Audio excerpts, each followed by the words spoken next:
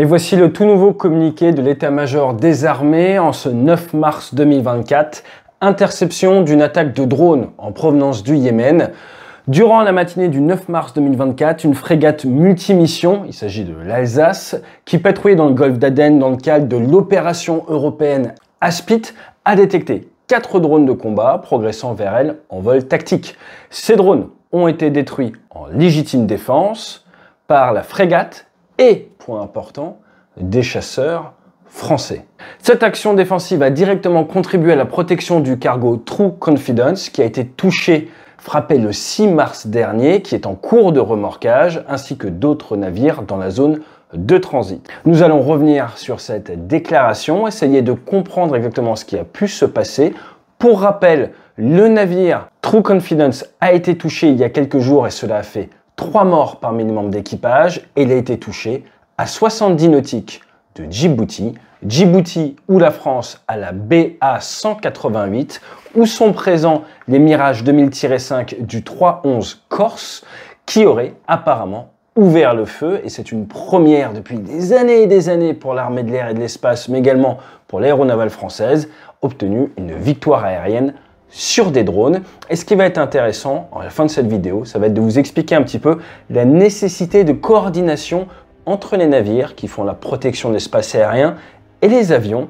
Et si vous voulez éviter les tirs fratricides, c'est pas un sport de masse. Allez, jingle.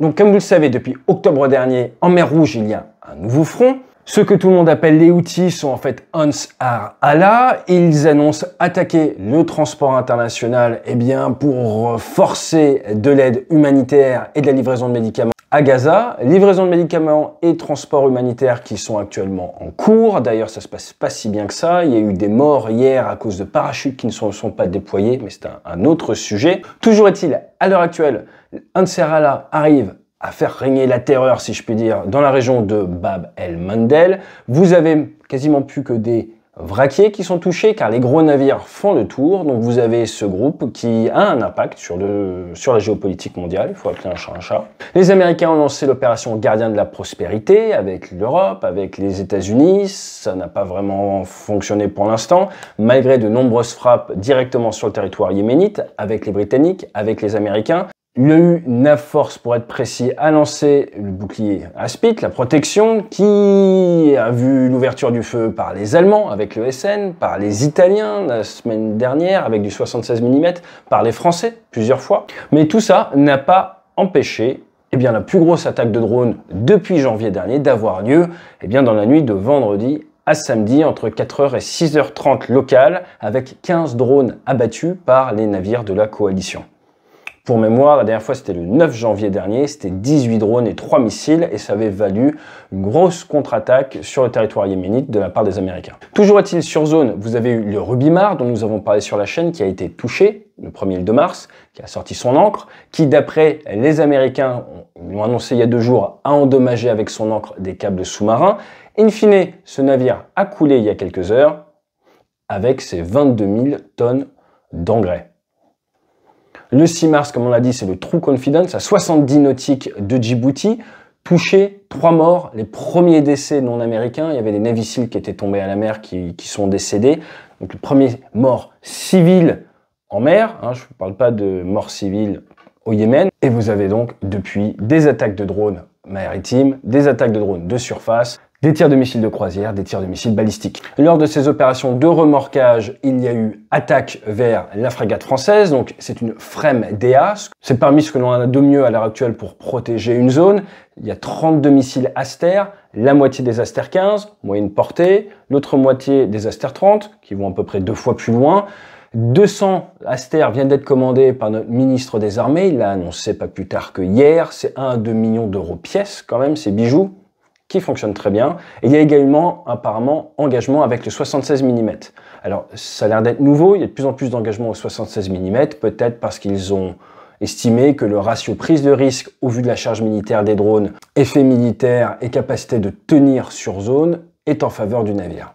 L'Alsace est toute neuve, elle a été commissionnée le 22 novembre 2021 et vous avez environ 130 membres d'équipage à bord. Ça leur fait une sacrée expérience et donc à l'heure actuelle, tous les navires envoyés dans cette zone vont connaître le feu, ce qui n'est pas peu dire que si vous vous engagez dans la marine, et ça risque de durer un bout de temps dans la zone, vous risquez de connaître le feu. La BA 188, elle porte le nom du colonel Massard, qui était avec les forces françaises libres, Spitfire, de nombreuses missions de guerre, et qui est décédé dans la zone à bord de son Skyraider lors d'une mission d'entraînement d'appui-feu dans la zone de Djibouti. Présence française depuis 1932 sur Djibouti. En 1933, il y avait des hypothèses 29, des hypothèses 25. En Boulie, vraiment, on s'est installé là-bas avec une piste en dur à partir de 48. Et vous avez vu des Skyraider, des Super Sabres. Vous avez vu également des Mirage 3C, puis des Mirage F1.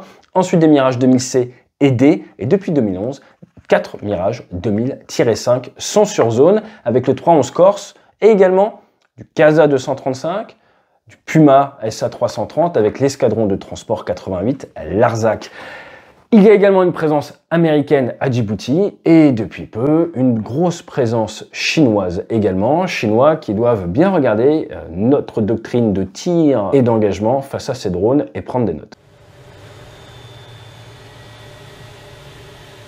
Toujours est-il, les Mirage 2000-5, il y a 9 chances sur 10 que ce soit eux qui aient ouvert le feu. Pourquoi? Car ils sont basés à moins de 60 nautiques, à quelques minutes de vol seulement de là où avait lieu le remorquage. Ils peuvent avoir canon de 30 mm, 2 x 30 mm 125 obus à chaque fois, ou alors du Mika EM, avec un radar électromagnétique, ou Mika infrarouge qui détecte la source de chaleur. Et ce qui va être compliqué quand vous voulez avoir des Mirage 2000, mais également une frégate pour protéger une zone, c'est la coordination. Et là, je ne vais pas rentrer dans les détails, sinon il faut que je vous tue, mais ce qu'il faut comprendre, eh bien, c'est que c'est de l'entraînement qui va permettre à la fois aux opérateurs, aux centrales opérations de la frégate, mais également aux pilotes de bien se coordonner et de savoir qui fait quoi, qui engage quoi, et ça peut éviter de faire comme dans le cas de l'Essen, d'ouvrir le feu sur des aéronefs de la coalition. Donc il faut faire très attention à cette coordination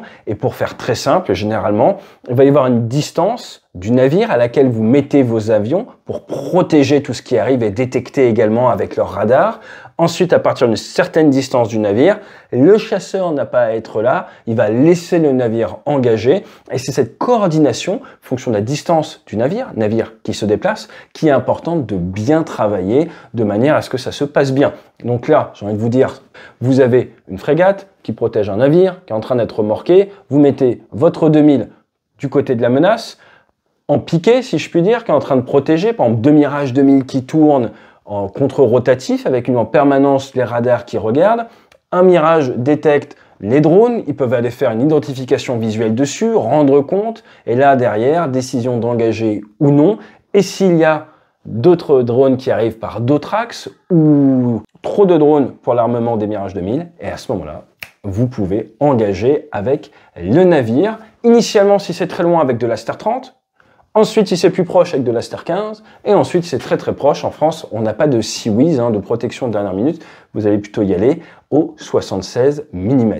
Dans tous les cas, de ce que nous avons vu, de ce que nous avons comme information, ces drones-là ne vont pas à vitesse supersonique. Vous avez donc le temps de voir venir, d'anticiper. Ce qui nous amène également à une autre possibilité, les Mirage 2000, qui ne sont pas en l'air, mais qui sont en alerte à Djibouti, ou un mix. Car oui, avec 4 Mirage 2000 sur la zone, c'est bien, mais vous n'allez pas pouvoir avoir une permanence de contre-rotatif tout le temps. Vos Mirage 2000, même avec le maximum de pétrole, ils vont pouvoir rester que quelques heures en l'air, surtout si vous voulez regarder vers le bas et ne pas voler trop haut. Donc vous allez devoir réfléchir au créneau où vous envoyez vos 2000 sur zone, ou alors vous avez peut-être un 2000 qui y va de temps en temps, et vous avez un autre 2000 qui, lui, est en alerte. Bref, différentes manières de faire, mais avec un remorquage à seulement quelques dizaines de kilomètres de la base, il est fort à parier que vous ayez du Mirage 2000 en alerte, et dès qu'il y a détection, vous faites décoller votre Mirage 2000, il accélère, quelques minutes après il est sur zone et il vient en renfort. Ça vous permet d'avoir votre atout sur zone au bon moment, car nous avons de la chance déjà d'avoir ce nouveau front proche d'une de nos bases d'appui. Et ça nous permet de voir également toute la difficulté de maintenir une permanence H24. Il faut des moyens. Et une permanence en l'air H24, ça demande énormément d'avions et des ravitailleurs, chose que nous n'avons pas à Djibouti. À voir si l'état-major décide d'envoyer plus de moyens à Djibouti, c'est tout à fait possible. Et ça permettra probablement à des pilotes de se faire une bonne expérience. Maintenant, attention, retour d'expérience de l'Ukraine, ouvrir le feu au canon sur des drones, c'est pas une situation d'avenir. Je vous rappelle qu'un MiG-29 a été abattu à cause de ça, il s'est pris un morceau. C'est déjà arrivé également pendant la Seconde Guerre mondiale. Donc plus vous restez à distance, mieux c'est. Nous venons, la France, de recommander des Aster. Il va peut-être falloir recommander des Mika, les missiles. Car si ça commence à tirer, ça risque de durer longtemps. Et à un moment où le ton se durcit d'un point de vue géopolitique, ça serait dommage d'atteindre un bas historique en termes de stock d'armement pour notre armée. Ah, mais on me dit sur l'autre fréquence qu'on y est déjà et que ça fait un bout de temps qu'on le dit et qu'il n'y a rien qui se passe. Donc observons les déclarations des prochaines semaines. Il semblerait en tout cas que la prise de conscience commence à faire son chemin après 2 ans d'économie de guerre. Allez, fly safe. Je ne sais pas. Ha.